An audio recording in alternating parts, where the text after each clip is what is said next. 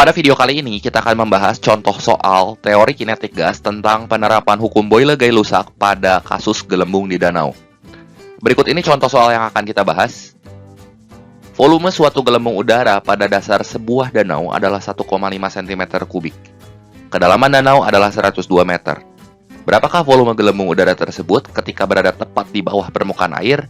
Diketahui tekanan udara luar adalah 75 cm air raksa dan massa jenis raksa adalah 13,6 gram per cm kubik. Massa jenis air adalah 1 gram per cm kubik. Nah, untuk menyelesaikan soal ini, teman-teman gambar dulu kasus yang terdapat pada soal seperti berikut ini. Nah, ini yang pertama, kondisi pertama yaitu ketika gelembungnya berada pada dasar sebuah danau. Volumenya adalah 1,5 cm kubik. Nah, gelembung di sini akan mengalami dua buah tekanan. Yang pertama, tekanan oleh air atau P hidrostatis ditambah tekanan oleh udara, tekanan atmosfer. Kita asumsikan suhu dalam danau ini konstan, yaitu sebesar T. Ya, karena nggak dikasih tahu kan di soal. Nah, kemudian gelembung udara ini naik sampai ke permukaan dan kondisi kedua, volume gelembungnya ini berubah. Ini yang akan kita cari.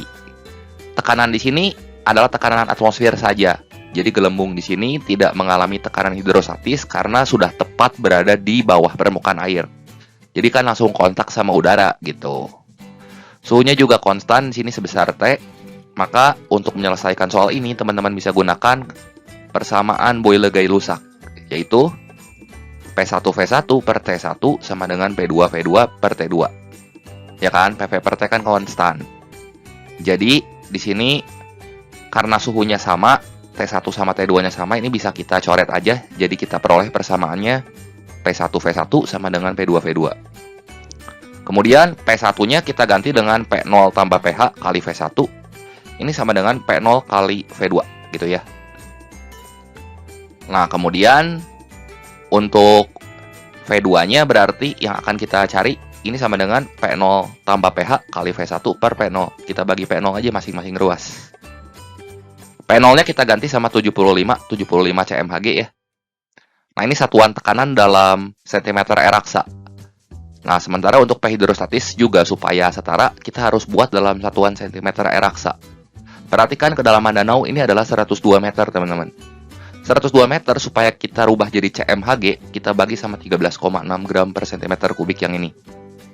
Jadi, si H yang ini harus kita buat dulu dalam satuan cm. 102 kali 100 ya 10.200 ya. Kita bagi sama 13,6. Nah, nanti kita bagi lagi sama P0-nya yaitu 75 cmHg. Kita kalikan dengan volume V1 yaitu 1,5.